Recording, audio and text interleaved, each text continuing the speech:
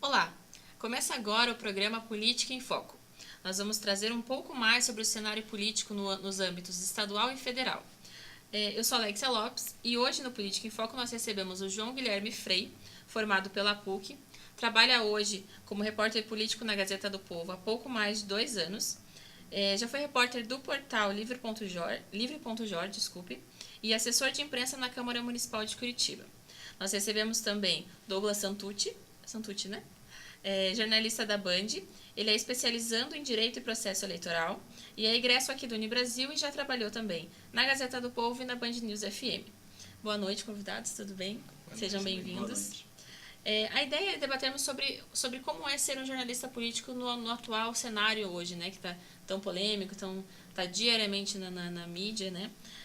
Conta pra gente, João, como que é ser um jornalista político? Bom, eu acho que a gente dizer como é hoje, vamos dizer em comparação com como deveria ser antes, né? Como eu acho que era antes, quando eu comecei a atuar no jornalismo político há uns 4 anos, mais ou menos, desde que eu saí da assessoria na Câmara. E acho que uma coisa que tem muito hoje, que nós que estamos cobrindo jornalismo político, a gente acaba sofrendo muito, é com a capacidade de interação. Eu trabalho num portal, então portal, lá você recebe comentário, você divulga seu conteúdo pelas redes sociais, Twitter ou Facebook, você é interpelado o tempo todo, né? Todo tempo o leitor busca achar atrás daquela notícia alguma motivação que não é aquela que está escrita, o tempo todo. As pessoas têm interesses políticos, as pessoas têm convicções, as pessoas têm crenças, e eu acho que uma das coisas que mais motivam as pessoas a comentar, a questionar seu conteúdo, é quando ela discorda. Então a gente tem que partir muito para esse embate. Acho que faz parte, é uma coisa que você tem que incorporar na profissão. Fora isso, tem todo o acompanhamento. Eu brinco que hoje em dia, cobrindo política, o que a gente menos, para quem a gente menos liga, de fato, para os parlamentos e para o executivo. A gente acaba ligando mais para o Ministério Público, para a Polícia Federal, para a Justiça Federal. Então também tem esse outro lado, a cobertura política. Eu acho que, pegando como é cobrir política hoje, acho que duas grandes questões importantes são a questão da interação e a questão da judicialização da política. Acho que isso muda muito a forma como se cobre política hoje, da forma como se cobria há alguns anos, quando a questão não era tão judicializada, não tinha tantos escândalos de corrupção, e pelo menos eles não eram formalizados, né, você não via isso acontecendo tanto, e também quando não tinha interação. Acho que essas duas são 2 pontos importantes. E para você, Douglas, você concorda, né, com esse ponto de vista do João? O que é mais fácil e o que é mais difícil quando a gente fala de jornalismo político? Eu concordo, acho que inclusive a parte da judicialização, e foi justamente por isso que eu busquei me especializar em direito eleitoral, porque cansado de não entender o que a gente, ou de buscar entender sem estar com um bom embasamento. Acho que hoje é muito importante isso. E principalmente nos 2 veículos que estão aqui representados, né, na Gazeta do Povo e também na Band, que tem esse foco muito grande da política. Então, em época de eleição, pode ver, a partir de agora, já começou inclusive, tanto na Gazeta, já foi a rodada inteira de sabatinas aí, com os pré-candidatos, e na Band ela está acontecendo ainda. E em outros veículos você pouco vê assim, essa movimentação. Então, acho que a política tem que ter uma grande relevância para a sociedade, e o jornalista, por sua vez aí, tem que se dar esse valor e fazer o melhor serviço para informar a população.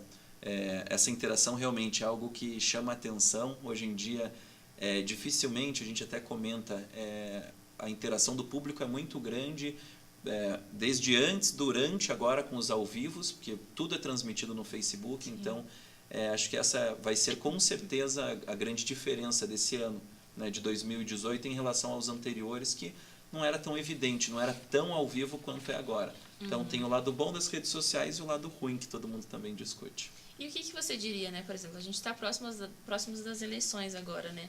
Por que as temperaturas, tipo, estão tão elevadas, né? O pessoal está bem dividido, então tem aí uma polêmica diária, né, no âmbito político do jornalismo, enfim, das pessoas. O que mais chama a atenção de vocês nessas eleições agora? Pode falar. Bom, acho que o principal é ânimos nas ruas assim estão elevados por causa da própria provocação por parte dos partidos, que também estão em uma época de um conflito muito maior, principalmente por causa da relação dos partidos políticos com a corrupção, em que se geraram aí muitos inimigos de forma desrespeitosa na política, e isso acaba partindo para as ruas e para a própria cobertura política dos jornalistas. Então, boa parte disso, acho que é em relação ao clima que o Brasil vive. Agora, o clima quente entre os políticos também é algo que chama atenção pelo mesmo motivo, mas mais também porque a gente tem uma eleição muito curta recente, né? Do último pleito para cá, né? De 45 dias de eleição é muito pouco. Sim. Então tem que começar já mesmo a movimentação entre os pré-candidatos, as próprias alfinetadas, as discussões, as polêmicas, para que isso seja, inclusive, positivo para a hora do voto. Eu acho que quanto mais quente for a eleição, melhor para todo mundo, só que mantendo o respeito. Acho que a única coisa que está errada nesse ano é justamente os políticos estarem aí incitando a população contra a imprensa e contra como se houvesse inimigos, principalmente no caso, por exemplo, de Bolsonaro e de Lula. E isso vai se reaplicar nos estados também. Mas acho que isso vai ser o único prejudicial, porque pode acabar afetando de forma negativa o pleito, sair da discussão política e partir, inclusive, para a física. Sim. E você, Douglas, João, desculpa. O que você teria para dizer para a gente sobre, né, sobre essas questões das eleições que estão se aproximando, sobre essa temperatura, essa divisão que a gente tem social e política hoje? Quente sempre foi, né? Como o Douglas falou, o debate eleitoral, o período eleitoral sempre é um período de disputa, né? Tem muita coisa em jogo, tem muitos interesses dos grupos que estão postos e as pessoas de fato vão usar das armas que têm para que consigam chegar a esse objetivo.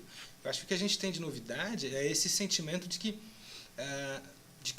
menos nos políticos, eu acho, mais nos eleitores e mais no debate eleitoral envolvendo os eleitores, de uma torcida muito grande por determinados grupos, né? Antes as pessoas evitavam se comprometer tanto. Eu sou assim, eu sou desse grupo e, portanto, não converso com quem é daquele e tal. Isso eu acho que é um fenômeno mais novo. Quer dizer, acho que todo mundo percebe, virou quase um clichê, né? Mas todo mundo percebe pelos grupos de WhatsApp da família que a situação está muito tensionada. Sim.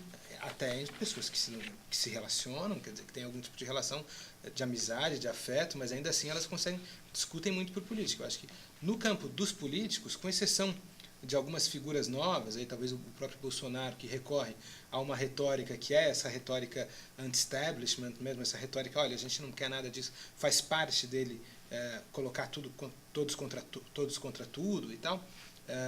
Eu acho que já é tradicional, né, essa temperatura no embate político, e apesar de não ter começado, na verdade, em outros momentos já teria começado, né? A gente já estamos em junho, em eleições anteriores a gente já teve prévias realizando nesse mês, quer dizer, então a gente está muito perto, apesar de parecer que tem ainda uma grande quantidade de tempo, tem uma Copa do Mundo no meio e tal, a gente está muito perto das eleições. Acho que também, como o Douglas, acho que é normal que a temperatura esteja assim, é normal que as pessoas estejam se exasperando com isso. Agora, de fato, não é normal, como vocês já falaram, uma levar para a violência e outra suspender a racionalidade, né? Uma coisa importante é conseguir manter o debate racional, ainda que seja um debate. O debate político sempre é muito movido a paixões, não tem como, mas que as pessoas consigam, no momento de fazer uma decisão de voto, considerar algum ponto de vista racional para que a escolha não seja só assim figadão, né? Que ela tenha alguma coisa um pouco mais sólida para orientar essa escolha. E hoje em dia a gente tem um grande problema, digamos assim, com as redes sociais, né?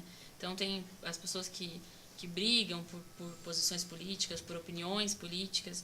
Então, o que vocês acham assim dessa questão das redes sociais, né? O que afeta ou o que auxilia no jornalismo político e mesmo na questão social mesmo para as pessoas, né?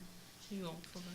Olha, acho que é difícil a gente fazer uma análise assim que seja uma análise que dê conta de tudo. Cada hora aparece um estudo novo, uma coisa nova, apontando para um canto. Eu acho que ela tem, de fato, uma possibilidade de democratizar o debate político, isso é fato. Por outro lado, ela cria bolhas que acabam tensionando cada vez mais o debate, cada vez mais funciona como um imã, assim, os iguais se atraem pelos iguais, conversam cada vez menos com os outros e aí o debate fica mais tenso. Acho que não tem como a gente ser normativo agora, não tem como se dizer, deveria ser assim, deveria ser assado. É o que está posto, a gente vai ter que trabalhar uma eleição com essas redes sociais. A parte boa é a difusão de informação, a capacidade que você tem de fazer com que versões oficiais durem menos quando não forem verdadeiras, coisas assim. Mas, por outro lado, você tem todo o problema da fake news, que já tem muitos grupos se articulando para tentar combater. Então, acho que talvez o que Mas outra coisa, aproveitando, desculpa, a relação entre mentira e democracia também não é nada muito recente, não foi o Facebook que inventou. Sim. A relação de mentira e democracia é bem estabelecida, até na literatura clássica. Assim, se for voltar lá nos gregos, já tinha gente defendendo, olha, a gente não precisa contar a verdade toda para o povo, contanto que esse povo se sinta bem atendido, sinta suas necessidades atendidas. O que a gente tem é isso agora num nível muito mais pulverizado, as pessoas mentindo e com muito mais acesso, porque as pessoas recebem uma quantidade de informação impensável de se receber um tempo atrás. Né? Então, acho que esses são alguns apontamentos que a gente consegue fazer sem cair naquele risco de ter que se desdizer daqui a alguns meses. E para você, Douglas, como funciona essa questão de redes sociais? Olha, eu acho que principalmente, como você disse, a mentira e a democracia, antigamente era muito complicado. Por exemplo, hoje em dia se fala fake news corre muito rápido pelo WhatsApp. Antigamente, para você rebater um panfleto espalhado pela cidade, né, que eram com calúnias, com difamações sobre os outros candidatos, era também complicadíssimo. Cidades do interior, 2 dias antes, 1 dia antes da eleição, espalhavam um panfleto dizendo que o outro candidato tinha desistido da eleição. E não tinha dono no panfleto e acabava aí influenciando nas urnas sem conseguir aí ter uma retomada. Então não é um fenômeno de hoje realmente, e hoje a gente tem que usar essa arma que é utilizada aí pelo mal para disparar as fake news, para atrapalhar, né? As redes sociais hoje atrapalham e muito a opinião da população. Temos que utilizá-las como recentemente acho que está sendo uma prioridade dos próprios donos das redes sociais, do próprio Tribunal Superior Eleitoral, usar a mesma arma para combater, para tentar retirar essa notícia falsa do jogo. Então vamos ter que aprender a trabalhar com isso. Esse vai ser um ano de bastante aprendizado em redes sociais, principalmente com essas publicações. Com certeza. A gente vai agora para um breve intervalo e no segundo bloco tem muito mais informação aqui para vocês.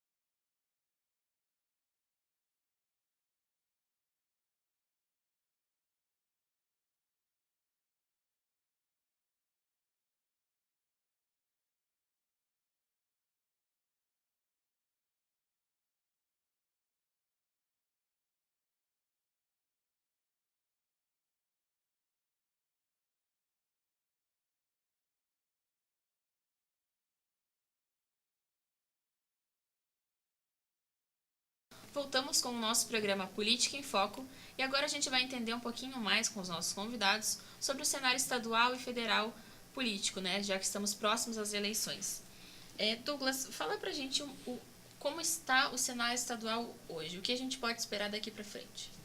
Olha, essa eleição, assim como já é recorrente aqui no Paraná, vai ser uma eleição que com certeza trará muitas surpresas e ela hoje está totalmente indefinida. A gente tem vários pré-candidatos aí, alguns que já estão fortes nas pesquisas, outros que estão um pouco para trás, mas que tendem aí, né, pela própria exposição a melhorar. Então, algo que é bastante curioso dessa eleição é, nas pesquisas até agora, né, candidatos ali praticamente empatados pelas últimas, né, Ratinho Júnior, Osmar Dias, a Cida que ainda deve ter um ganho pela própria exposição como atual governadora, e por um outro lado algumas possibilidades, né, de entrada de outros candidatos que podem reverter o quadro, né, podem provocar muitas alterações. E o que eu achei bastante curioso é a própria, e que pode definir muito a questão, né, é a entrada do próprio Roberto Requião, que no cenário de pesquisa, né, deu uma chacoalhada nos números, e a rejeição do Ratinho Júnior e do Osmar Dias ser tão parecida. Por mais que o Osmar tenha ficado tanto tempo aí longe de um mandato assim, eletivo, ele tem um perfil muito parecido em números com o Ratinho Júnior e com o Ratinho Júnior, tanto em rejeição quanto no número de votos. Então, por enquanto, o que vai definir essa eleição, né, se levar em consideração que eles partem praticamente de algo igual, levando em consideração pesquisas, vai ser a campanha. Uma campanha bem feita vai fazer a diferença. Então, quem trouxer argumentos para a população que a gente espera e que se seja aí convencida por bons argumentos e não por mentiras, por falácias eleitorais, essa vai ser uma eleição muito interessante. E para você, João, né, o que você vê quanto ao cenário estadual hoje? Quais são as suas previsões, enfim? A gente ainda está num momento muito instável, apesar de estar muito próximo, estava conversando com o Douglas, acho que dia 15 de agosto é o último dia para a realização das convenções. Então a gente só vai ter um cenário, de fato, quem são os candidatos e com quais partidos eles saem, quais partidos saem apoiando esse candidato no dia 15 de agosto. A gente tem um cenário, um rascunho de um cenário mais ou menos desenhado, que seriam três principais grupos políticos disputando as eleições. O grupo do Ricardo Barros e da Cida Borghetti disputando aliados ao ex-governador Beto Richa e disputando com a vantagem de ter a máquina do governo estadual na mão. O grupo do deputado estadual Ratinho Júnior, que se apresenta não muito como uma oposição a esse grupo, porque o próprio Ratinho já fez parte do governo Richa, foi secretário de Desenvolvimento Urbano por muito tempo. Então, é um grupo diferente, mas é um grupo que não apela tanto para uma oposição. E o que teria mais um apelo de oposição, o ex-senador Osmar Dias, que ainda não se sabe se numa possibilidade de coligar junto com o grupo do Requião. Aí eu acho que isso sim daria de fato uma cara de oposição, sem dúvida, a esse grupo, porque ainda o senador Osmar Dias, é bom a gente lembrar que há alguns meses ainda se discutia a possibilidade dele ser o candidato do Beto Richa, por exemplo, isso não era descartado. Mas, por enquanto, o cenário do jeito como está, a gente tem esses três grupos disputando mais ou menos dessas formas. Tudo pode mudar. Tem gente que diz que tem um que pode passar para a chapa de Senado, ser candidato a Senado pela chapa do outro.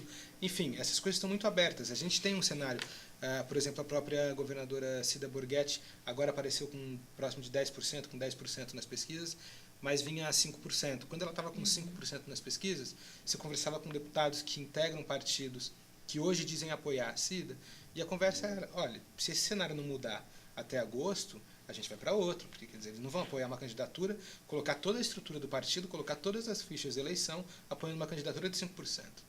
Então, por isso que o cenário ainda é muito difícil fazer previsões. Eu acho que o que a gente tem de olhar com certa segurança são esses três principais grupos e tentar agora medir como que eles estão se comportando, para onde eles estão indo, mas eu acho que algum nome forte fora desses três, com exceção do nome do Roberto Requião, que ainda não foi completamente descartado de sair o governo, não aparece. Quer dizer, então, no máximo, você tem esses 4 candidatos que têm alguma chance de se eleger ao governo. E quanto ao âmbito federal, né, o que a gente pode dizer, assim, quais são as previsões? Na verdade, a gente gostaria até de entender um pouco mais quais seriam os desafios dos próximos eleitos, digamos, né? Eu acho que o cenário federal é mais complicado ainda, porque, além de tudo, além de toda essa instabilidade que a gente estava falando por questões institucionais, ainda não está no período de convenções, a gente tem uma crise política no cenário federal que é absurda, uma crise política, dificuldades econômicas, uma crise de credibilidade das instituições políticas federais e tal. Então, isso dificulta o cenário, porque abre espaço para outros candidatos que, numa eleição normal, alguém com um discurso do tipo discurso do Bolsonaro não prosperaria. É o tipo de discurso que ele viceja nesse tipo de contexto. Em outro contexto não iria bem. E candidatos que poderiam ter muita força em outros momentos, parecem candidatos que não conseguem desempenhar tão bem nessa eleição. Então, pegar a própria Marina, acho que está num patamar meio parecido com o dela, mas, por exemplo, candidatos que têm esse perfil de candidato político clássico, Geraldo Alckmin, vamos pegar assim, aquele político de carreira, já ocupou vários cargos, governador de São Paulo, tem dificuldade, em algumas pesquisas perde até em São Paulo para o próprio Bolsonaro. Quer dizer, então, é um cenário muito difícil de analisar, por causa, além dessas dificuldades eleitorais, a dificuldade da crise. E, respondendo a sua pergunta dos desafios, qual é o maior desafio? O maior desafio é, quer dizer, tentar apagar um pouco esse incêndio, né? Tentar construir uma relação com o parlamento que seja uma relação que atenda aos interesses institucionais e que ainda assim seja viável do ponto de vista da governabilidade. Quer dizer, eu acho difícil que algum presidente tenha sido eleito com tantos desafios desde a redemocratização como agora. É complicado, né? E para você, Douglas, o que você vê, né, do cenário federal? E para você, quais seriam esses desafios, né, além do que já foi falado? Olha, eu acho que o que vai chamar bastante atenção, né, esse ano, e puxando bastante até aqui para o Paraná, primeiro, a inelegibilidade do Lula. Isso é essencial, uma definição nesse sentido, pelo Tribunal Superior Eleitoral para que se tenha um resultado coisa dessa eleição. Porque temos vários cenários, ou seja, o ex-presidente Lula ele pode ser um pré-candidato, um pré-candidato, ele pode se candidatar, por exemplo, e na sequência, por uma decisão do Tribunal Superior Eleitoral, eles substituírem, por exemplo, a Gleisi Hoffmann, que é ser o plano B, que é entrar no lugar. Ou pelo contrário, eles podem entrar com um outro candidato, como a Gleisi Hoffmann, e só no último prazo, lá em 15 de setembro, substituir. E daí entrar o ex-presidente Lula como o Lula sendo o plano B, indo com o nome para as urnas e só depois da eleição, com o resultado, ele é um candidato fortíssimo, está em primeiro lugar nas pesquisas, então ele vai ser eleito sem ter sido julgado pelo Tribunal Superior Eleitoral. São hipóteses que a gente coloca aí, mas acho que esse vai ser o principal fato. O Brasil já está num período de muita instabilidade, né, há bastante tempo, passando por um impeachment, passando por diversas crises no governo de Michel Temer, e vem com mais uma eleição muito instável nessa questão. O primeiro das pesquisas ainda não se sabe qual será o futuro dele. Esse vai ser um ponto aí crucial para essa eleição.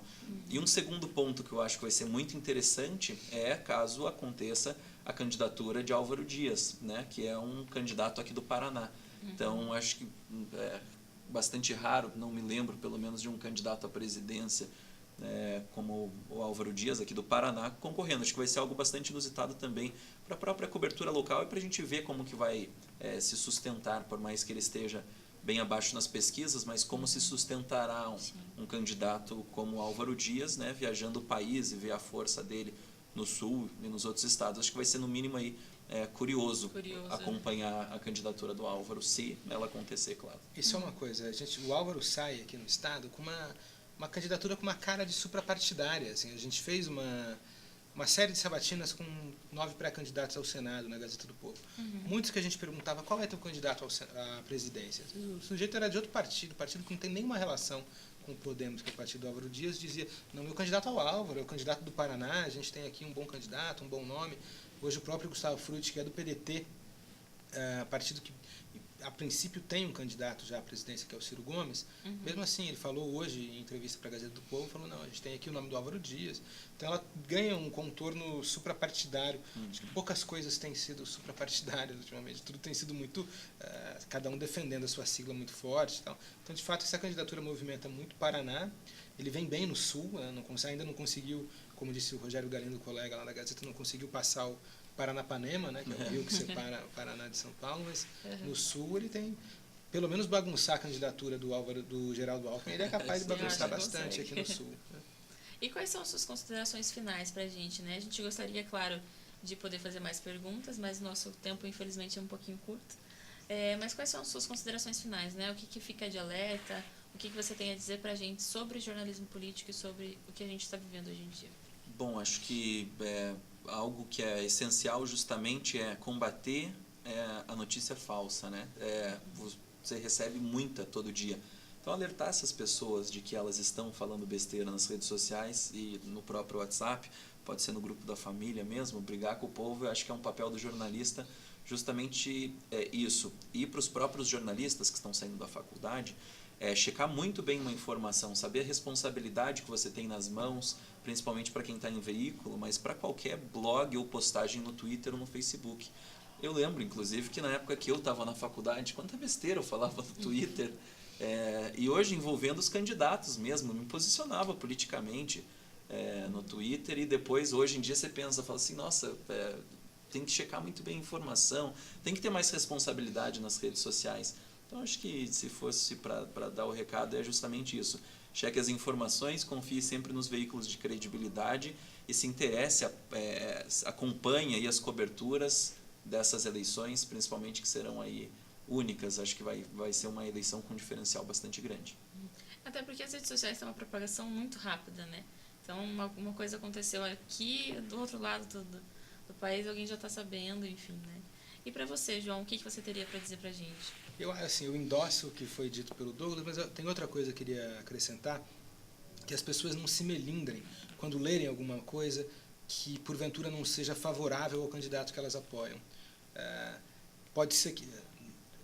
a gente toma muito isso, né? Passa a criticar, então, não, porque esse veículo escreveu alguma vez uma coisa que eu não gostei sobre o meu candidato, esse veículo não tem credibilidade. Quer dizer, a credibilidade de um veículo não se mede pelo quanto ele fala bem do seu candidato. Acho que as pessoas têm que estar dispostas de fato dispostas a considerarem que a opinião delas, a opinião que elas já estão predispostas a ter para a eleição, talvez não seja a melhor, ou talvez não seja a única certa, ou talvez haja divergência, talvez realmente o candidato dela tenha algum problema. Então, acho que se as pessoas se abrirem de fato para o debate, e não para esse exercício contínuo que é o da política, de sempre tentar convencer o outro, pode ser que a gente ganhe alguma coisa, que as pessoas se informem com um pouco mais de neutralidade, pode ser uma coisa importante nessa eleição. Eu acho que tem uma diferença, né, entre a questão de, como você falou, de debate e embate, né? As pessoas hoje em dia batem muito de frente quando se fala de político, se fala de opiniões políticas, né? Nós agradecemos muito a presença de vocês aqui. Obrigada, João. Obrigada, Douglas. Obrigado. O nosso programa fica por aqui. Nós agradecemos a sua presença e até a próxima.